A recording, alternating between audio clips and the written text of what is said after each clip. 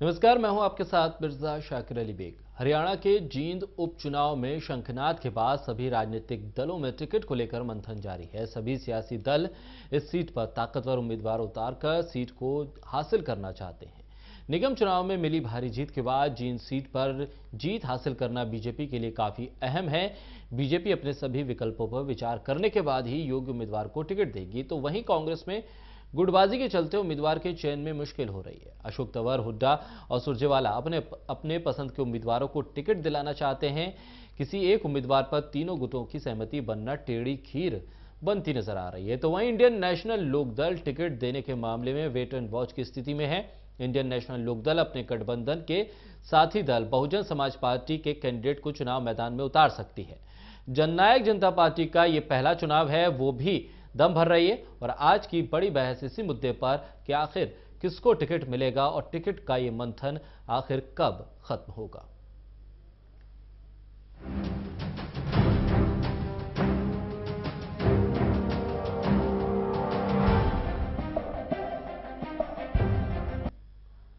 तो आज की बड़ी चर्चा में हमारे साथ खास मेहमान कांग्रेस की तरफ से रामनिवास घोटेला जी हमारे साथ इस चर्चा में हिस्सा ले रहे हैं। तो वहीं इंडियन नेशनल लोकदल की तरफ से प्रवीण आत्रे साहब और भारतीय जनता पार्टी की तरफ से भारत भूषण जी हमारे साथ इस चर्चा में हैं। चर्चा को आगे बढ़ाएंगे, लेकिन उससे पहले एक रिपोर्ट देखते हैं जिसके जरिए समझेंगे कि आखिर किस दल के सामने क्या कुछ मुश्किलें अब बढ़ती जा रही हैं। क्योंकि BJP, Congress, Indian National Lokdal और जननायक जनता पार्टी सभी उम्मीदवारों के नाम पर माथापच्ची कर रहे हैं। ये रिपोर्ट देखिए, फिर करेंगे चर्चा की शुरुआत।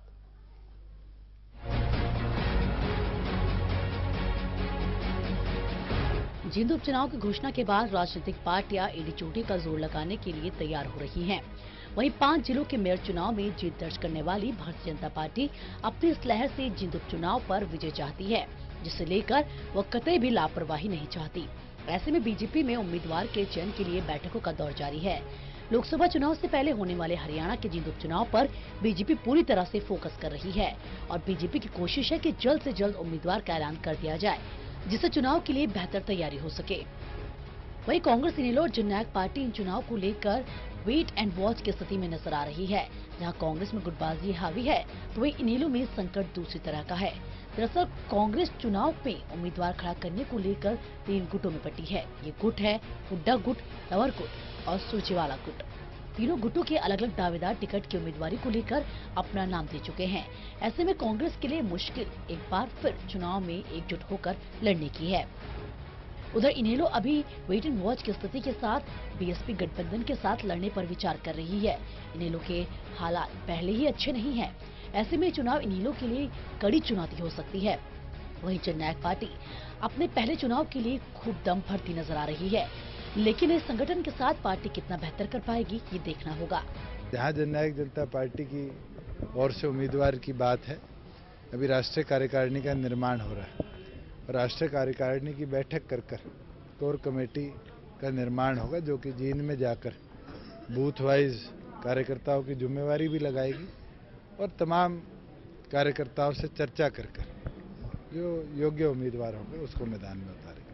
30 दिसंबर को इलेक्शन कमीशन ने जींद उपचुनाव के साथ तमिलनाडु के थिरुवारूर उपचुनाव की घोषणा की थी।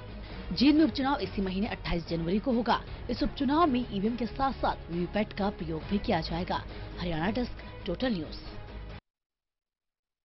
तो चर्चा की शुरुआत करते हैं। रामनिवास जी, सबसे पहले आपसे ही चर्चा की शुरुआत करते हैं। आखिर कांग्रेस कब तक उम्मीदवार का नाम फाइनल कर पाएगी, क्योंकि नामांकन की प्रक्रिया शुरू हो गई है और ऐसे में सबसे ज्यादा मुश्किल कांग्रेस के सामने नजर आ रही है।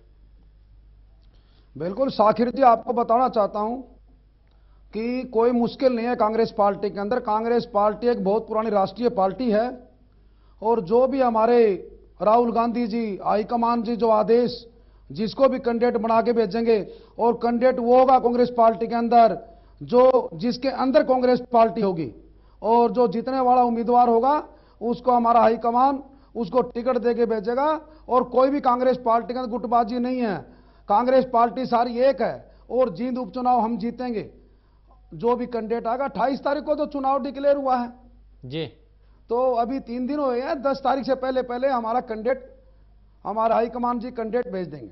ठीक है। प्रवीण आत्रे साहब, इंडियन नेशनल लोकदल के लिए खासा ये एक तरह से उनके नाक का सवाल कहा जाए तो गलत नहीं होगा, क्योंकि ये सीट आपकी रही है और इस सीट पर दावा भी आपका रहा है। लिहाजा सवाल तो ये उठ रहा है कि आखिर आप लोग कब तक उम्मीदवार तय करेंगे? क्या ये इस उपचुनाव में ये सीट आप अपने जो गठबंधन के साथी हैं बहुजन समाज पार्टी, उसको देकर आप समर्थन करते हुए नजर आएंगे, या आपका उम्मीदवार सीधे तौर पर इंडियन नेशनल लोकदल का ही मैदान में आएगा?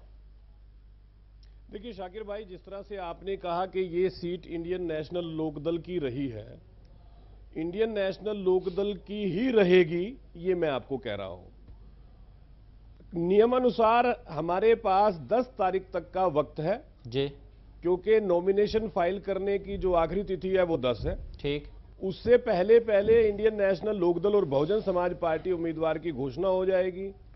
इंडियन नेशनल लोकदल और बहुजन समाज पार्टी मिलके गठबंधन के तौर पे चुनाव लड़ेंगे।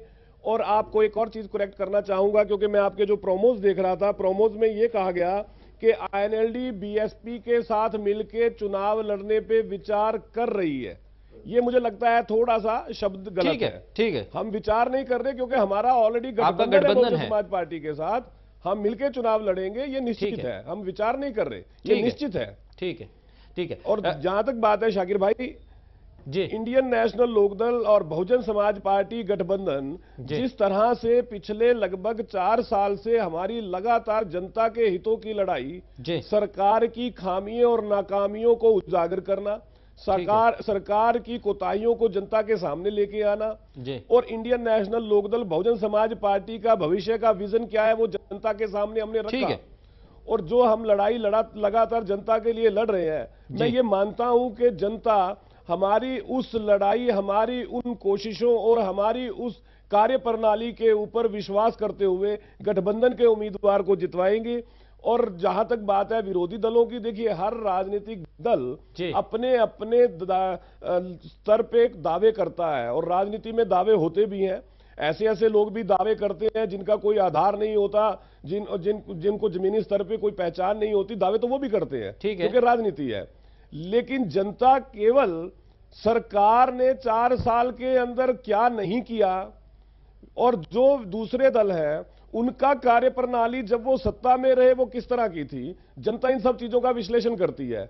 और इस विश्लेषण के ऊपर इंडियन नेशनल लोकदल और बहुजन समाज पार्टी गठबंधन वो सर्वोच्च स्थिति में है। इसलिए मैं ये बात दावे से कह सकता हूं कि हमारा उम्मीदवार तीसरी बार फिर जीतेगा यहाँ। ठीक है, यानी प्रवीण राठौर साहब ये मान के चला जाए कि इस सीट पर इंडियन नेशनल लोकदल के सिंबल पर ही चुनाव लड़ा जाएगा, आपका गठबंधन चुनाव लड़ेगा, लेकिन सिंबल आप ही का रहेगा, गठबंधन चुनाव लड़ेगा। ठीक है, भारत भूषण जी आपका रुख करूंगा। आपकी पार्टी में भी बहुत से लोग शायद जींद उपचुनाव को देखते हुए ही भारतीय जनता पार्टी में शामिल हुए, और एक लंबी फहरिस्त है, अभी भी कई नाम चल रहे हैं कि वो भी भारतीय जनता पार्टी में आ सकते हैं, दूसरे नेता भी आ सकते हैं, और मंथन आपका हरियाणा भवन में फिलहाल चल भी रहा है। तो ऐसे में थोड़ी मुश्किल हो रही है भारतीय जनता पार्टी को कि उम्मीदवार चुने, क्योंकि काफी लोग उम्मीद के साथ ज्वाइन हो रहे हैं भारतीय जनता पार्टी में कि उन्हें शायद टिकट मिल जाएगा। भारतीय जनता पार्टी में आ सकते हैं। देखिए साकिब भाई, भारतीय जनता पार्टी ने जिस प्रकार से अपना जनाधार बढ़ाया है, और जिस प्रकार भारतीय जनता पार्टी के विजन को देख करके अन्य दलों के लोग भी और राजनीतिक जो परिपक्व लोग हैं, जिनको राजनीतिक तरीके से एक विकल्प भारतीय जनता पार्टी के रूप में मिला है, वो भारतीय जनता पार्टी में जैसा आप कह रहे हैं कि आने के लिए तैयार भी हैं, और बहुत से लोग आ भी चुके हैं। तो भारतीय जनता पार्टी ने किसी के साथ किसी शर्त के आधार पर पार्टी में किसी को ज्वाइन नहीं करवाया है। उन्होंने भारतीय जनता पार्टी की रीति, नीति और संकल्प में विश्वास करके भारतीय जनता पार्टी में आस्था जताई है। उनको एक नया विकल्प मिला है कि ये पार्टी जो है देश का, प्रदेश का विकास कर सकती है, और विकास के एजेंडे पे काम कर रही है, बिना किसी भेदभाव के जो है पूरे समाज को और पूरे प्रदेश को साथ लेकर के काम कर रही है।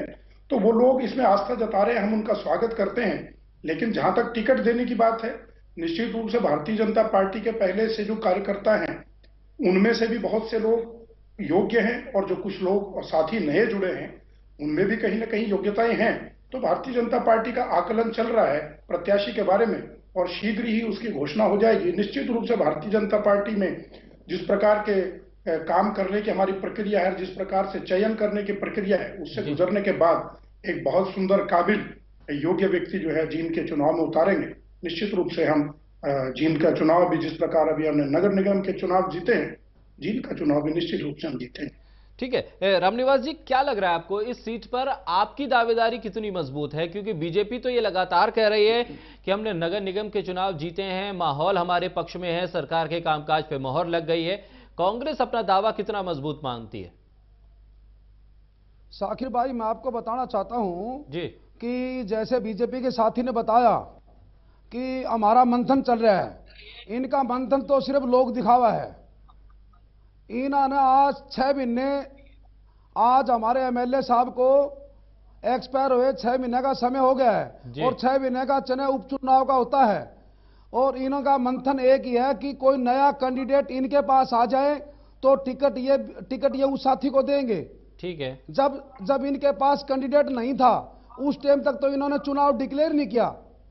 ये मैं आपको आज बताना चाहता हूं कि जैसे मेयर का चुनाव था, आता हूं भारत भूषण जी, इनको गौतम सरदाना जी नए कैंडिडेट मिले जी, मिलते ही इन्होंने निगम के चुनाव डिक्लेयर किए और आज बीजेपी के साथी को, जो पुराने बीजेपी के साथी, इनके साथ बीजेपी पार्टी के जो कार्यकर्ता साथी हैं, उनको ये टिकट नहीं देंगे।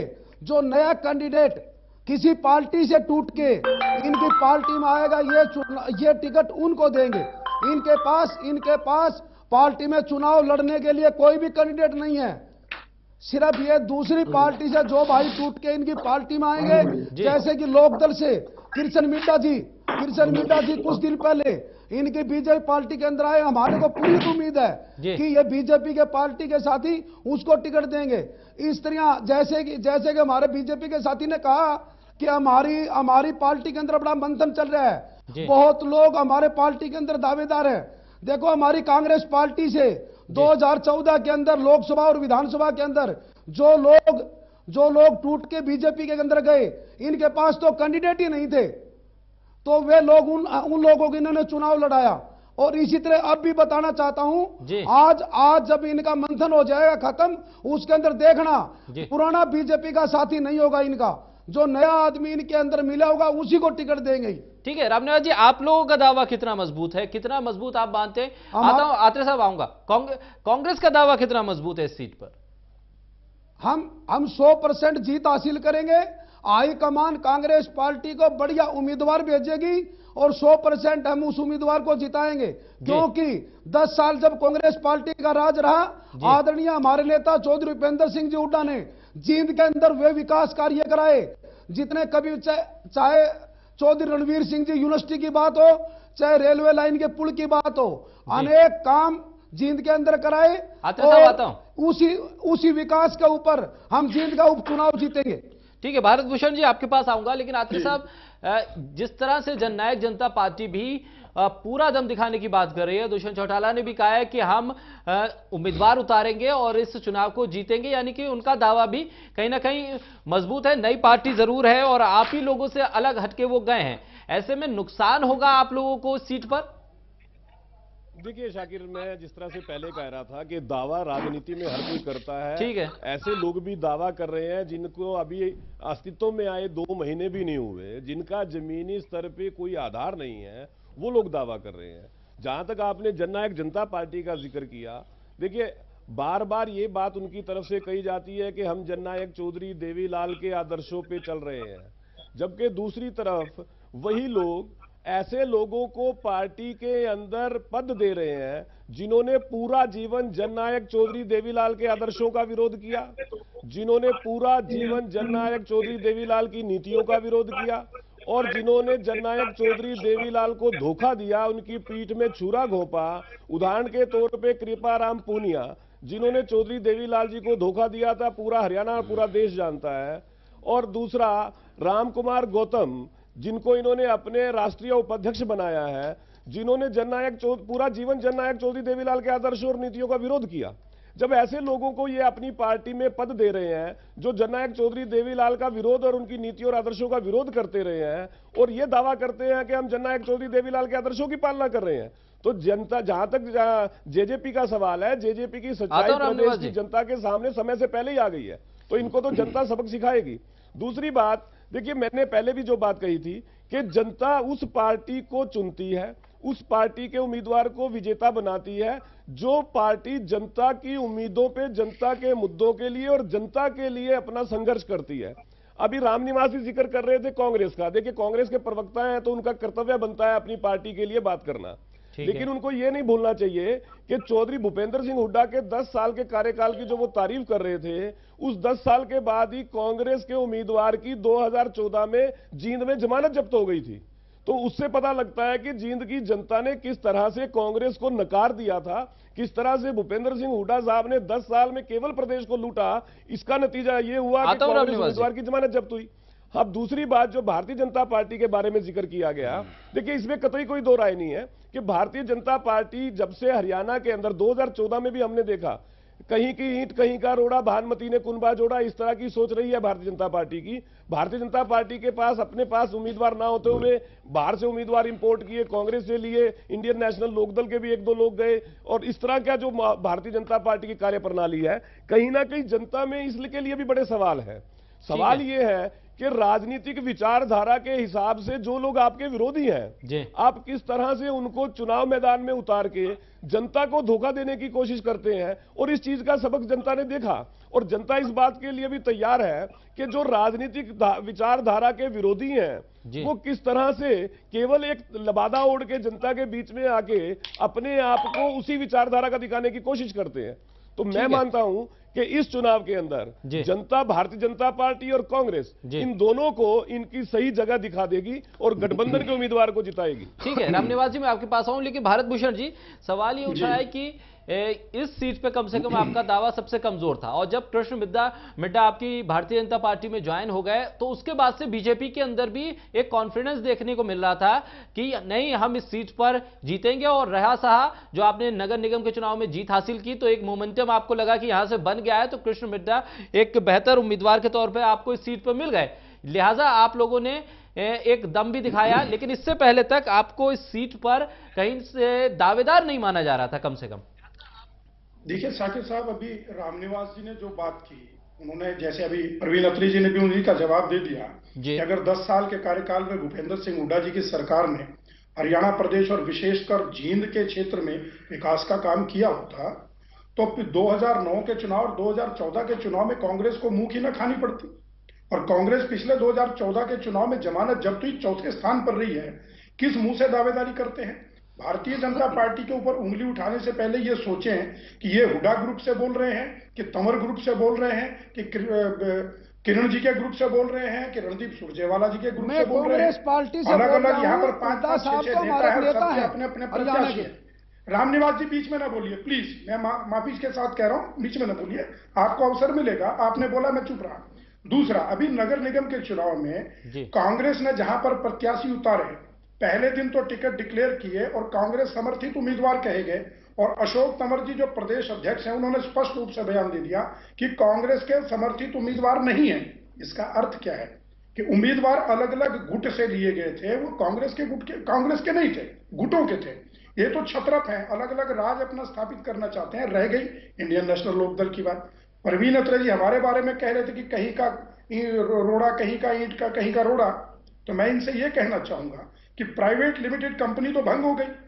अब एक तरफ चौधरी देवीलाल जी खड़े हैं, उनके जननायक के रूप में उनको दुष्यंत चौटाला जी उनके आदर्शों की बात को लेकर के चल रहे हैं, और दूसरी तरफ ओम प्रकाश चौटाला जी जिनका मुख्यालय इस समय तिहाड़ जेल में है, और वो खुद कहते रहे थे कि तिहाड़ जेल तोड़ करके आकर के चुनाव लड़ूंगा।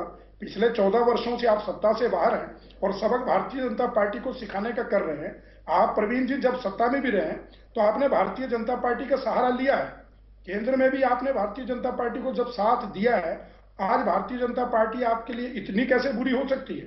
आप अपना आकलन कीजिए। आपने 14 साल पहले सत्ता में रह करके क्या किया, हरियाणा प्रदेश में किस प्रकार की एक किस्म से दहशत का माहौल आपके सरकार के समय पे रहा है, प्रदेश की जनता ने देखा है, सब जानती है, और उसके आधार पर भारतीय जनता पार्टी एक बहुत बड़े विकल्प के रूप में हरियाणा प्रदेश में उभर करके आई है। आप लोगों की विफलताओं के कारण आप लोगों ने जींद का विकास नहीं किया, 15 साल पहले नहीं किया, पिछले 10 सालों में नहीं किया। 4 बार कांग्रेस के विधायक रहे, 4 बार लोकदल के विधायक रहे, और आज भी हम जींद को कहते हैं और जींद के लोग कहते हैं कि जींद का विकास नहीं हुआ। तो इस कारण से आप सत्ता से बाहर हैं। भारतीय जनता पार्टी में अगर कुछ लोग आ भी रहे तो आपकी पार्टियों से आ रहे हैं तो उनसे पूछिए आप कि हमारी पार्टी में क्या कमी थी जो आप भाजपा में जा रहे हैं। ठीक है, तो भाजपा की रीत नीति पर, विकास के एजेंडे पर, भाई भतीजावाद से अलग हट करके जो भारतीय जनता पार्टी प्रदेश की जनता उस पर विश्वास कर रही है, निश्चित रूप से सुरेंद्र बरवाला जी पिछले चुनाव में, साकिर भाई देखिए, सिर्फ 2300 वोट से हारे थे, बहुत बड़ा अंतर नहीं था। ठीक है, 24% और 26% के बीच में 2.25% का अंतर था, जिस मार्जिन से हम चुनाव हारे हैं। और आज जो है उस चुनाव के बाद पार्टी ने जींद में जो विकास के काम किए हैं, निश्चित रूप से हमारी पार्टी अपने दम पर ही इस चुनाव को जीतने में सक्षम है। रहेगी कांग्रेस इनेलो की, इनसे पूछें कि अगर आप भारतीय जनता पार्टी के विरोध में अगर कहीं जनता के बीच कोई बात होती तो 5 नगर निगम के चुनाव में ये हिसार कैसे नहीं जीत पाए। भूषण जी जहां से सांसद हैं वहां से चुनाव क्यों हार गए ये नगर निगम का। ठीक है, भारत भूषण जी आता हूं। भूपेंद्र सिंह हुड्डा जी रोहतक से हैं, वो रोहतक का चुनाव कैसे हार गए। ठीक है, भारत भूषण जी, ब्रेक पे जाना होगा, समय कम है। प्रवीण जी, भारतीय जनता पार्टी को मैंडेट। प्रवीण जी, उसके बाद रामनिवास जी मैं आपके पास आता हूं। प्रवीण जी। जी देखिए शाकिर भाई, 2-3 चीजें हैं। पहली चीज तो ये है कि भारतीय जनता पार्टी के प्रवक्ता को ये बात समझ लेनी चाहिए कि 2009 में जींद से इंडियन नेशनल लोकदल का उम्मीदवार जीता, 2014 में इंडियन नेशनल लोकदल का उम्मीदवार जीता। हमने अपनी सरकार के दौरान जींद के अंदर विकास कार्य करवाए होंगे तभी लगातार हमारा उम्मीदवार जीतता रहा। अब 4 साल से भारतीय जनता पार्टी की सरकार प्रदेश में है, 4 साल में आपने जींद में कौन सा विकास कार्य करवाया। जब अपनी बारी आएगी भारत भूषण जी वो गिनवा दे। दूसरा, इन्होंने एक बात कही कि इंडियन नेशनल लोकदल ने भारतीय जनता पार्टी का सहयोग लिया था। देखिए, जिस वक्त अटल बिहारी वाजपेयी जी भारतीय जनता पार्टी के नेता होते थे, अटल बिहारी वाजपेयी जी की सरकार इंडियन नेशनल लोकदल की वजह से ही 5 साल चल पाई थी और हमने बाहर से समर्थन देके बिना किसी लालच के पद नहीं लिया था सरकार में, क्योंकि अटल जी जो है वो हमें एक बेहतर नेता लगे थे। लेकिन आज जो भारतीय जनता पार्टी के हालात हैं, जो पार्टी जनता से वायदे करके वायदे पूरे ना करे, जो पार्टी जनता के साथ वायदा खिलाफी करे, जनता को धोखा दे। मोदी जी ने जिस तरह से 15 लाख रुपए खाते में आएंगे, मोदी जी ने कहा कि हम स्वामीनाथन आयोग की रिपोर्ट को लागू करेंगे और खुद सुप्रीम कोर्ट में हलफनामा देके इनकार कर दिया। जिस तरह से प्रदेश की जनता के साथ प्रदेश के अंदर भारतीय जनता पार्टी ने वादा किया कि किसान की लागत पे 50% लाभ देंगे। जो लोग इस तरह से किसान के साथ, कमेरे वर्ग के साथ, युवा के साथ धोखा करते हैं, वायदा करके वोट लेके वायदा पूरा नहीं करते हैं, ऐसे लोगों का विरोध इंडियन नेशनल लोकदल लगातार करेगा। इस बात को भारत भूषण जी को समझना चाहिए। ठीक है, रामनिवास जी, ब्रेक पे जाना है। सबसे बड़ी बात आती है शाकिर भाई जी। प्रवीण जी मैं आता हूं ब्रेक के बाद। देखिए जी प्रवीण जी, जिस तरह से युवाओं के साथ एक वायदा था 2 लाख रोजगार प्रति वर्ष हरियाणा प्रदेश में, और हालात ये है कि सरकार खुद आरटीआई में जानकारी देती है कि मात्र 15,000 पक्की नौकरियां दी गई 4 साल में। कितना बड़ा धोखा युवा के साथ। और यही मुद्दे हैं जिसको लेकर National Lokdal Jind by election लड़ेगी। ठीक है, किसान की कर्ज माफी, छोटे दुकानदार की कर्ज माफी, गरीब की कन्या में 5 लाख रुपए, युवा को बेरोजगारी भत्ता, हर घर में रोजगार, ये ऐसे मसले हैं जो बहुत महत्वपूर्ण है इस चुनाव के लिए। ठीक है, और एक और चीज, कानून व्यवस्था जो इस वक्त प्रदेश के अंदर अराजकता का माहौल बना हुआ है, वो सबसे बड़ा मसला है। ठीक है, ब्रेक का वक्त हो रहा है और ब्रेक के बाद इसी चर्चा को आगे बढ़ाएं। प्रवीण जी, ब्रेक के बाद मैं आऊंगा और रामनिवास जी आपसे शुरू करूंगा ब्रेक के बाद। फिलहाल एक ब्रेक का वक्त हो रहा है और इस चर्चा में आगे बात करेंगे कि आखिर जींद में एक जिस तरह से माहौल बन रहा है उसमें किस पार्टी को उम्मीद ज्यादा लग रही है, और दूसरी बात यह है कि जींद में आखिर अब तक की मौजूदा सरकार ने क्या कुछ काम किए हैं जिसके आधार पर वो कह रही है कि जींद का चुनाव वो जीतने वाले हैं। तो जींद के उपचुनाव को लेकर सभी पार्टियां कमर कस रही हैं और टिकट को लेकर मंथन जारी है और सभी पार्टियां दावा कर रही हैं कि जींद का उपचुनाव वो जीतने जा रहे हैं। ऐसे में खास चर्चा हमारे खास मेहमानों के साथ चल रही है। रामनिवास जी आपके पास आऊंगा। ब्रेक से पहले जो तमाम चीजें भारत भूषण जी ने कही, प्रवीण आत्रे जी ने कही, कांग्रेस का क्या रुख है, आप लोग किस तरह से इन तमाम चीजों को देख रहे हैं? साकिर भाई, मैं आपको बताना चाहता हूं, जैसे हमारे भाई प्रवीण अत्रे जी और भारत भूषण जी को, कि प्रवीण अत्रे जी ने कहा कि हुड्डा साहब ने 10 साल में हरियाणा को लूटा। मैं प्रवीण अत्रे जी से और बीजेपी के साथी से पूछना चाहता हूं, जब इनकी दोनों की सरकार 2001 से 2005 तक रही तो लोकदल के साथियों ने लोगों को लूटा भी और कुटा भी। उसमें दोषी बीजेपी भी है, क्यों बीजेपी के साथ गठबंधन था। जवाब ले लीजिएगा। अगर बीजेपी पार्टी को जी रामनिवास जी, रामनिवास जी, ठीक है, रामनिवास जी के पास जाऊंगा, कुछ तकनीकी समस्या आ गई है। जी प्रवीण जी। देखिए शाकिर भाई, पहली चीज तो ये है, जैसे रामनिवास जी ने बिना तथ्य की एक बात कही इंडियन नेशनल लोकदल के बारे में, ये एक तथ्य विहीन बात है। हम जब चर्चा में बैठते हैं, मेरा मानना यह है कि प्रवक्ता अगर कोई बात कह रहा है तो उसके तथ्य होने चाहिए, सबूत होने चाहिए। पॉलिटिकल स्टेटमेंट देने से बात नहीं बनेगी। अगर मैं ये कह रहा हूं कि 10 साल के कार्यकाल में हुड्डा साहब ने प्रदेश के किसान को लूटा, तो उसके सबूत है। आज हुड्डा साहब के ऊपर मानेसर लैंड डील मामले में केस चल रहा है, एजेएल मामले के अंदर केस चल रहा है, पंचकुला इंडस्ट्रियल प्लॉट आवंटन मामले में केस चल रहा है, और बाकायदा उसकी डॉक्यूमेंट एविडेंस है। इंडियन नेशनल लोकदल ने एक चार्जशीट बना के महामहिम राज्यपाल महोदय को सौंपी थी और विधानसभा के पटल पे रखी थी, और यह कहा था अभय सिंह जी ने कि आप इसकी जांच करवाएं। इसमें जो तथ्य हमने दिए हैं, अगर वो तथ्य गलत हो तो जिन लोगों ने इसमें साइन किया आप उनके खिलाफ मुकदमा दर्ज कीजिए। ठीक है रामनिवास जी, हुड्डा साहब के खिलाफ कार्रवाई ठीक है रामनिवास जी। प्रवीण आत्रे साहब कह रहे हैं कि तथ्यों से परे बातें आप कर रहे हैं, जिन चीजों में तथ्य नहीं है उन चीजों को आप स्टेटमेंट के तौर पर दे रहे हैं। नहीं है, आप सबूत दीजिए। ठीक है, बिल्कुल। मैं प्रवीण आत्रे को बताना चाहता हूं कि कोई तथ्य से परे बात नहीं है कि जो लूट और खसूट की राजनीति जो 2000 से लेकर 2005 तक चौटाला साहब की सरकार के अंदर रही, जो आय से अधिक संपत्ति के मामले अजय सिंह चौटाला, अभय सिंह चौटाला, आदरणीय ओम प्रकाश चौटाला के ऊपर, सभी के ऊपर आय से अधिक संपत्ति के मामले चल रहे हैं। बिल्कुल। तो लूटने का क्या इसमें कौन सा अर्थ रहेगा? कल बताओ, पूछो प्रवीण आत्रे को। और दूसरी बात, जींद के अंदर बताना चाहता हूं कि जींद के अंदर चौधरी रणबीर सिंह यूनिवर्सिटी या चौटाला साहब की सरकार ने बनाई या बीजेपी की सरकार ने बनाई या आदरणीय हुड्डा साहब ने कांग्रेस पार्टी की सरकार के अंदर बनी? जो रेलवे पुल जो कि एक बहुत बड़ा काम था, वो भी कांग्रेस पार्टी की सरकार ने हुआ। भाई मैं ये बीजेपी के साथी से पूछना चाहता हूं, लोकदल के साथी से पूछना चाहता हूं, लोकदल का वहां पर गढ़ रहा कि आपने कोई यूनिवर्सिटी बनाई हरियाणा के अंदर, आपने कोई थर्मल प्लांट लगाए हरियाणा के अंदर, आपने कोई रेलवे पुल मंजूर कराए, 4 लाइन मंजूर कराई, रेलवे लाइन मंजूर कराई?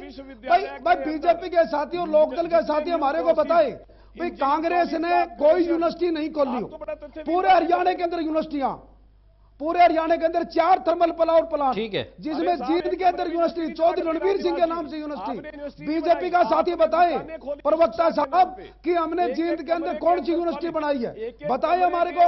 मैं आपको बताना चाहता हूं भाई साहब कि बीजेपी के साथी तो नया कैंडिडेट ठीक है मिल जाएगा, ठीक है, और उसी भारत भूषण जी का रुख कर लेते हैं। अगर ये कहते हैं, ठीक है रामनिवास जी, मैं आऊंगा। जो हमारा पहले, ठीक है रामनिवास जी, साहब जो चुनाव लड़ा था 2300 वोटों से हारा। प्रवीण आत्रे साहब ने भी कहा और कांग्रेस की तरफ से भी ये बात उठी कि आखिर आप लोगों ने जींद में करा क्या है, क्योंकि जिस तरह से प्रवीण आत्रे साहब कह रहे हैं कि 2014 तक तो हम जीते हैं उस सीट पे, लिहाजा हमारी सरकार जब रही तो हमने बेहतर किया होगा, तभी हम जींद का चुनाव जीतते चले आए। ऐसे में आप लोगों ने क्या कुछ किया, और तमाम जो सवाल उठे हैं उन तमाम चीजों का जवाब।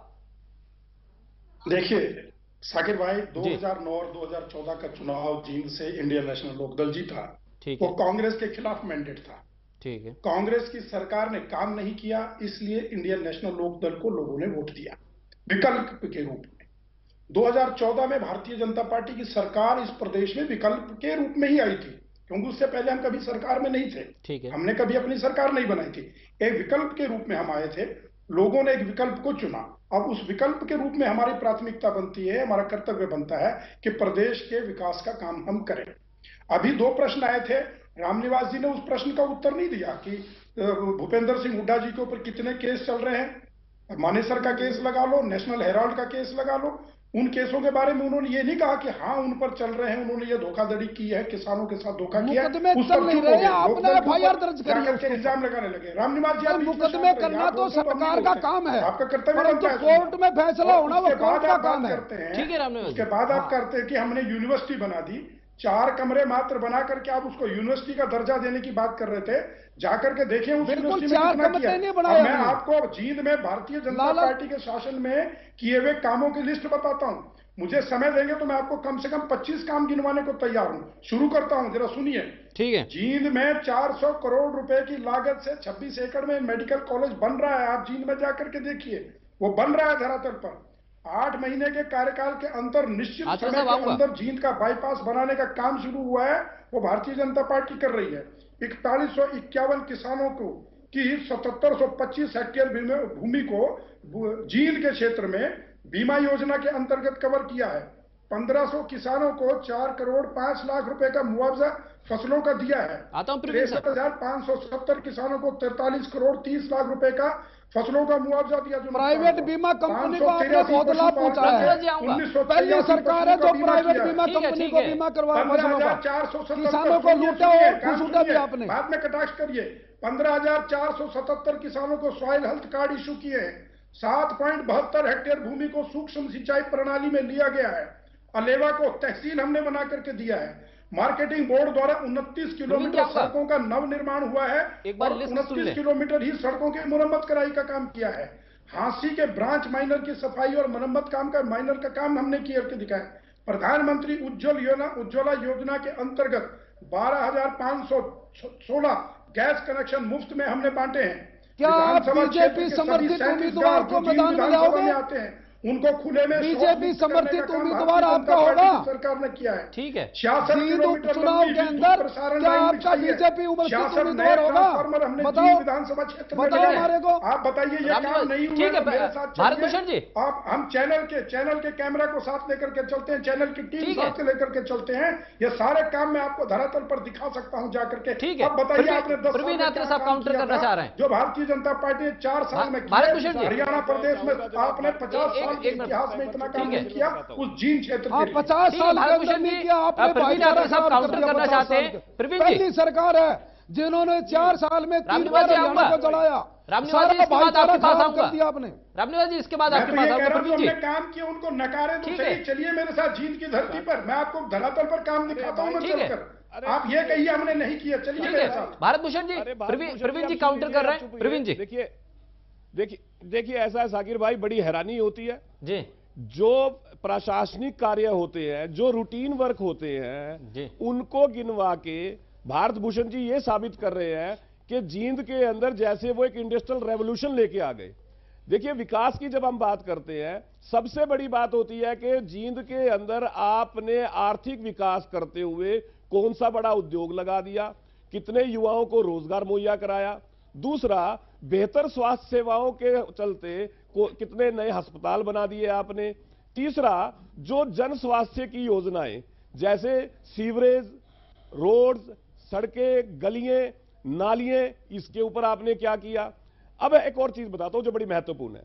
जिला जींद के विशेष तौर पे जुलाना हलका और सफीदों और जींद का कुछ एरिया जहां के गांव में बारिश का पानी इकट्ठा होने की वजह से किसानों की फसलें बर्बाद हो गई। और आपको हैरानी होगी शाकिर भाई, यह समस्या कोई आज की नहीं है। पिछले 1 साल से लगातार वो किसान ये मांग करते रहे कि सरकार इस पानी की निकासी करवाए, नंबर 1, और जिन किसानों की फसल बर्बाद हुई है सरकार उनको मुआवजा दे। हैरानी तब होती है जब सरकार की कान पे जू नहीं रेंगती। अभय सिंह चौटाला जी वहां पे जाते हैं, मुझे इसलिए पता मैं साथ था, और वहां से मुख्यमंत्री जी से बात करते हैं कि साहब यहां पे 25-26 गांव के किसानों की फसलें बर्बाद हो गई पानी के जमा होने से। अभी तक डिपार्टमेंट पानी की निकासी नहीं कर रहा, इसके ऊपर कुछ कदम उठाए तब तो मुख्यमंत्री जी की नींद खुलती है। हम जब मांग करते हैं कि इन किसानों को इनकी फसलें बर्बाद हुई हैं, 25,000 रुपया एकड़ मुआवजा दीजिए जी, उस वक्त सरकार केवल कन्नी झाड़ने की कोशिश करती है। अब बात विकास की करते हैं। अरे साहब, किसानों के हेल्थ सॉइल कार्ड का आप जिक्र करते हैं, जब उनकी फसल बर्बाद हो जाती है पानी इकट्ठा होने से, उसके ऊपर आप कोई काम नहीं करते। ये आप बात कहते हैं कि सर हमने जींद बाईपास बनाया। आपने जाके देखा भारतभूषण जी जींद बाईपास के हालात, क्या काम हुआ वहां पे? देखिए मैं बार बार ये बात कह रहा था कि पॉलिटिकल स्टेटमेंट नहीं, ऑन फैक्ट सच्चाई क्या है वो देखना जरूरी है। ठीक है। जींद के बाजार में अराजक तत्व एक व्यापारी को सरेआम गोली मार देते हैं, वो आपको नजर नहीं आता। ठीक है, जींद के गांव के अंदर 3 युवक एक युवक को चाकुओं से गोद के मार देते हैं, वो आपको नजर नहीं आता। अरे जब कानून व्यवस्था के हालात इतने लचर है भारत भूषण जी, जब कोई आर्थिक तरक्की का एक कदम आपने नहीं उठाया, शिक्षा के अंदर कोई आपने नया स्कूल नया कॉलेज नहीं बनाया, भारत भूषण जी किस तरह की बातें कर रहे हैं? ठीक है, भारत भूषण जी आपके पास आऊंगा, लेकिन रामनिवास जी के पास आता हूं, दोनों के सवाल के जवाब दे दीजिएगा आप। रामनिवास जी। साकिर जी, थोड़ा इस देर पहले हमारे परवीन अत्रे जी और बीजेपी के साथी बता रहे थे जी कि परवीन अत्रे जी ने कहा कि हमारा जब वाजपेयी जी प्रधानमंत्री थे उस टाइम पर हमारा समर्थन था। ठीक है, पीछे मोदी साहब प्रधानमंत्री बने, इनके पास एक लोकसभा की सीट थी जिसमें दुष्यंत चौटाला जी हमारे हिसार से एमपी है जी। जब मोदी साहब इनसे समर्थन नहीं ले रहे थे, ये धक्के से उनको समर्थन दिया है। ठीक है, गेड़ के समर्थन, और दुष्यंत जी भाग गए वापिस, कभी आपको वापिस नहीं देते। तो देखो इनकी बीजेपी और लोकदल की एक बात है, ठीक है, जब आदरणीय चौटाला साहब जेल में गए, जेल से जाने से पहले बीजेपी के साथी सारे डरते थे चौटाला साहब से जी। कोई भी अलग पार्टी अलग चुनाव लड़ने की बात नहीं थी। चौटाला साहब जब जेल में गए उसके बाद में 2014 के अंदर इन्होंने अलग चुनाव लड़ा, और अलग चुनाव लड़के इनकी सरकार सत्ता में आई, सिर्फ 47 सीटें आई। और बाकी मैं बताना चाहता हूं कि अगर लूट और खसूट की राजनीति करी है तो बीजेपी ने करी है। और जैसे बीजेपी के साथी ने कहा कि हुड्डा साहब के ऊपर इतने मुकदमे हैं, कोई बात नहीं, हम कहते हैं मुकदमे करना आपका काम है, ठीक है, कितने मुकदमे करें, आपका 4 महीना का समय और बाकी है, 4 महीना तक आप कितने मुकदमे करें। अब चौटाला कहता है और खट्टर साहब मुकदमे कराता है, ठीक है, 4 महीना का समय कितने मुकदमे करे। हम मुकदमे से डरने वाले नहीं है। हुड्डा साहब आदरणीय नेता चौधरी रणवीर सिंह जी के बेटे हैं, स्वतंत्रता सेनानी के बेटे हैं, ठीक है, हमारे मुकदमे से नहीं डरेंगे। ठीक है, रामनिवास जी भी कोई चीज है। प्रवीण जी, रामनिवास जी, भारत भूषण जी, मैं आपका रुख करूंगा। प्रवीण अत्रे साहब ने जो सवाल उठाए और जो कांग्रेस की तरफ से तमाम चीजें उठी हैं, सभी चीजों का एक एक करके जवाब मैं बड़ी शालीनता के साथ ये उत्तर देना चाहूंगा कि जैसे अभी रामनिवास जी कह रहे थे कि चौटाला साहब जेल में चले गए, उसके बाद भारतीय जनता पार्टी की हिम्मत पड़ी चुनाव लड़ने की और सत्ता में आने की, तो क्या वास्तव में प्रदेश की जनता भी डरती थी जब चौटाला साहब बाहर थे कि भाई वोट ही नहीं डालना किसी को, चौटाला साहब को ही वोट डालना है, फिर जीतते? अगर चौटाला साहब की इतनी दहशत थी तो कांग्रेस चुनाव कैसे जीतती थी? ये अपने आप में बड़ा विरोधाभासी सी बात है कि चौटाला साहब जेल गए इसलिए भारतीय जनता पार्टी सत्ता में आ गई। भारतीय जनता पार्टी सत्ता में आई है कांग्रेस को बाहर निकाल के। झूठ बोल रहे हैं, आपको हमने सत्ता से बाहर किया है, इनेलो को हमने सत्ता से बाहर नहीं किया था, आपको बाहर किया था, तब भारतीय जनता पार्टी सत्ता में आई। पहली बात तो ये। अब परवीन अत्रे जी जो बात कर रहे थे विकास की कि रूटीन के काम, आप लोगों ने तो साहब रूटीन के काम भी कभी नहीं किए। मैं जो गिनवा रहा हूं उससे आगे फहरिस्त बताता हूं। रूटीन के काम तो परवीन अत्रे जी आपने भी नहीं किए। पूरा का पूरा प्रदेश जिस प्रकार से उजड़ गया था, खासकर हुड्डा साहब की सरकार में सड़कों का जाल देख लीजिए किस प्रकार से टूट गया था सारा, वो भारतीय जनता पार्टी ने 4.5 साल में किया है। जींद में मेडिकल कॉलेज खुलवाना रूटीन का काम नहीं है, बहुत बड़ा काम है। इसके अलावा आप कह रहे थे बिजली की व्यवस्था में बताता हूं, बिजली के रेट जिस प्रकार से भारतीय जनता पार्टी की सरकार ने कम किए हैं, क्या आपकी सरकार में कभी कम हुए? आप कहते हैं कि कानून व्यवस्था की बात, महम कार्ड आज तक भारतीय हरियाणा के नाम पर एक धब्बा है, हरियाणा के ऊपर एक धब्बा लगा हुआ है महम कार्ड, और उस कार्ड में आपके अभय सिंह चौटाला जी संलिप्त पाए गए थे, एफआईआर दर्ज हुई, अभी तक पीछे आपको ध्यान है, फिर माननीय अदालत ने संज्ञान लिया और उसमें अभय सिंह चौटाला दोषी हैं, और जिन पुलिस वालों के ऊपर भी दोष लगा था अभी तक वो कोर्ट से मुक्त नहीं हुए, वो गुंडागर्दी का आलम रिपोर्ट दाखिल कर समय पर था। तो आप कांग्रेस के पर मिर्चपुर कांड हुआ है, आप ये मिथ्यारोप मत लगाइए, वही मैं कह रहा हूं और गरीब आप झूठ बोलने की बार-बार कोशिश करते हैं, लेकिन झूठ आपका हर चैनल पे बैठ के झूठ नहीं बोलना चाहिए। आपने बीजेपी के साथी का मिर्चपुर कांड हुआ, मिर्चपुर कांड नहीं हुआ, 2 भाइयों का झगड़ा हुआ वहां पर, और कांग्रेस पार्टी ने बड़े संज्ञान में लेते हुए बड़े सिस्टम से उसका काम को सुधारा है। 100 बेड का था, उसको 200 बेड करने का काम हमने काम किया। गुमराह नहीं करना चाहिए कभी भी जनता को। लड़के और लड़कियों के लिए जींद में कुश्ती की, एथलेटिक्स की, कबड्डी की मूलभूत सुविधा नर्सरी खोल करके दिए। इसे आप विकास का काम नहीं मानते क्या? और विकास किसको कहते हैं? ठीक है, काउंटर ले लेते हैं। भारत भूषण जी, जो लगभग आधे रेट बिजली के कर दिए भारतीय जनता पार्टी की सरकार ने। इसको जनता देख रही है। अगर जनता को यह देखा नहीं होता, जनता ने स्वीकार न किया होता, तो आप दोनों दलों की नगर निगम के चुनाव में इस तरह के बुरी की हार न होती। पांचों नगर निगम में मेयर का चुनाव भारतीय जनता पार्टी ने जीता है।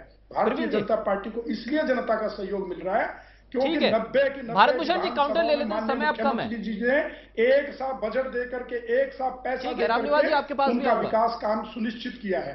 माननीय मुख्यमंत्री जी ने नौकरियों में जो धांधलीबाजी होती थी, जिसके कारण चौटाला जी आज जेल में बैठे हैं, समय कम है, काउंटर ले लेते हैं। जनता पार्टी ने काम किया, मेरिट के आधार पर लोगों को रोजगार देने का काम किया है। ये इस बात पर मोहर लगाई है जनता ने। ठीक है भारत भूषण जी काउंटर ले लेते हैं, समय नहीं है। भारत भूषण जी जिस प्रकार से माफी चाहूंगा, समय नहीं है। ये चुप नहीं होने वाले भारत भूषण जी माफी चाहूंगा, समय नहीं है, उस पर जनता बहुत कम समय रह गया है। आने वाले समय में जींद के चुनाव में आपको दिख जाएगा।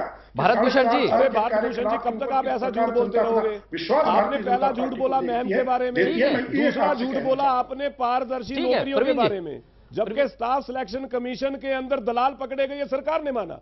और वो किसके लिए दलाली कर रहे थे ये आज तक आपने नहीं बताया। आपने एक बड़ा झूठ फिर यहाँ बैठ के बोला, प्रवीण जी आप जो आप ये कह रहे हो कि आपने नर्सरी जींद में खोली, जबकि आपने चुराने स्पोर्ट्स नर्सरियों को बंद कर दिया। ये आप नहीं बता रहे हैं। कितना लिया, आप बार बार एक मीडिया बात करते हो। अगर जींद के अंदर आपने अगर कोई विकास किया होता तो मुख्यमंत्री जी जींद में जाके ये बयान न देते कि मिड्डा जी के याद में, मिड्डा जी जो काम चाहते थे सरकार करेगी। आपको हरिचंद मिड्डा जी का वो बयान जो विधानसभा में हरिचंद मिड्डा जी ने बोला था, आपको बता देता हूं, जब उन्होंने जींद की एक समस्या के बारे में मुख्यमंत्री जी को यह कहा कि साहब जींद की जनता मेरे पास आके रोती है, मैं आपके पास आके रोता हूं, आप काम नहीं कर रहे जींद की जनता का, यह मिड्डा जी ने विधानसभा में बोला था। अगर आपने 4 साल में जींद में कुछ किया होता तो मिड्डा जी को विधानसभा में यह बात कहने की जरूरत ना पड़ती। आपने बोला कि आपने जींद में मेडिकल कॉलेज खोल दिया। मैं बार बार पूछ रहा हूं उस कॉलेज का नाम बताइए, आप कॉलेज का नाम नहीं बताते। नहीं कॉलेज नहीं खुल रहा। वित्त मंत्री आप ये बताइए कॉलेज नहीं खुद ये बयान देते हैं। आप बताइए भूपेंद्र सिंह हुड्डा की बांटने की राजनीति का परिणाम था उस कॉलेज का नाम हरियाणा मेडिकल कॉलेज हो, उस बात को मिथ्या साबित कर रहे हैं। मेडिकल कॉलेज हो, खुद सरकार का अंतर पड़ता है क्या कि मेडिकल कॉलेज बनाना चाहिए दे चुका है, सीबीआई क्लोजर रिपोर्ट दाखिल कर चुकी है, उस पे आप मिथ्या आरोप लगा रहे हैं। सवाल ये है कि 4 साल से आप काम हो रहा है, आपने इन 4 सालों में जींद की जनता के लिए क्या किया, आपको वो बताना था। जनता के लिए मैंने खोल के बैठ गए, आपके सामने गिनवाया मैंने। प्रवीण जी भारत भूषण समय कम है। प्रवीण जी अरे आपने कौन सा मेडिकल कॉलेज खोला, अब तक तो आपने नाम नहीं बताया उसका। आपने तो हर जिले में मेडिकल कॉलेज खोलने थे, आप जींद जिले का नाम कह रहे हैं यहाँ बैठ के। जींद विधानसभा के चुनाव के वहां पे उसमें परिप्रेक्ष्य में बात कर रहे हैं। आपने जींद में मेडिकल कॉलेज नए स्कूल खोले, पूरे प्रदेश आपने जींद में कितने स्कूल अपग्रेड किए। साखिर जी आपने जींद के उद्योग लगा दिया। आप कह रहे हैं जींद आपने जींद के छोटे रामनिवास जी आप अपनी बात रखिए, ऐसा कौन सा समय काम नहीं कर है। दिया। रामनिवास जी साखिर जी मैं प्रवीण अत्रे को बताना चाहता हूँ, 2 मिनट पहले प्रवीण अत्रे जी बोल रहे थे कि जींद के अंदर कांग्रेस पार्टी के उम्मीदवार की जमानत जब्त होगी। ठीक है, मैं ये बताना चाहता हूँ कि सरसा के अंदर इनके जो लीडर है अभय सिंह चौटाला जी, इनके परिवार की जिला परिषद के अंदर जमानत जब्त होगी। ठीक है, जिला परिषद सबसे छोटा चुनाव है। ठीक है, और बाकी इन्होंने चौधरी कृपाराम पूनिया के ऊपर उंगली उठाई। मैं ये बताना चाहता हूं कृपाराम पूनिया से ऊपर उंगली उठाने से पहले इन्होंने चौधरी रणजीत सिंह को ऊपर उंगली उठानी चाहिए। चौधरी रणजीत सिंह ने सबसे पहले चौधरी देवीलाल को छोड़ा। ठीक है, अगर सबसे ज्यादा धोखा दिया तो फाइनल कमेंट भारत भूषण जी, प्रवीण अत्रे साहब, रामनिवास जी, भारत भूषण जी कब तक आप लोगों के उम्मीदवार फाइनल हो जाएंगे, क्योंकि आपका मंथन इस वक्त दिल्ली में चल रहा है। फाइनल कमेंट के तौर पे चाहूंगा भारत भूषण जी। जो आज हमारी सुरेंद्र बरवाड़ा इनका कैंडिडेट नहीं होगा, प्रत्याशियों के विषय पर ही चल रही है। अगर बीजेपी समर्थित उम्मीदवार हो जैसे तो इनका हमें पता लगा है कि 2-3 दिन के समय के अंतराल में जो है हम सुनिश्चित कर लेंगे कि किस प्रत्याशी को मैदान में उतारा जाना है। ठीक है, प्रवीण अत्रे साहब आपके पास आऊंगा, कब तक फाइनल हो जाएगा कि आपका उम्मीदवार कौन मैदान में है जींद में? 10 तारीख से पहले हमारा हाईकमान जी हमारे कैंडिडेट कांग्रेस पार्टी की तरफ से आ जाएगा। घोषणा कर देंगे कि हमारा कैंडिडेट कौन चुनाव लड़ेगा, क्योंकि नियम हमें इजाजत देते हैं 10 तारीख तक का। लेकिन एक बात बता देता हूं, इंडियन नेशनल लोकदल का उम्मीदवार जो जननायक चौधरी देवीलाल के आदर्शों को समर्पित होगा, ठीक है, जो जनता के मुद्दों के लिए, जनता के हितों के लिए लगातार जनता के बीच में रहने वाला व्यक्तित्व होगा, जो ईमानदारी की छवि होगा। चौधरी देवीलाल की बात तो सारे बहुत बहुत शुक्रिया रामनिवास जी, आपका बहुत शुक्रिया। प्रवीण आत्रे साहब आपका बहुत शुक्रिया। भारत भूषण जी आपका बहुत शुक्रिया इस चर्चा को सार्थक बनाने के लिए। तो जींद का ये उपचुनाव कई मायनों में अहम होने जा रहा है, क्योंकि इस उपचुनाव में हरियाणा की एक नई पार्टी जननायक जनता पार्टी भी ताल ठोक रही है, लिहाजा मुकाबला काफी दिलचस्प है और अभी उम्मीदवारों के नाम पर मंथन है और आने वाले कुछ दिनों में उम्मीदवार भी तय हो जाएंगे। जींद का यह चुनाव कई मायनों में ऐतिहासिक होने जा रहा है। फिलहाल रुकेंगे एक छोटे से ब्रेक के लिए।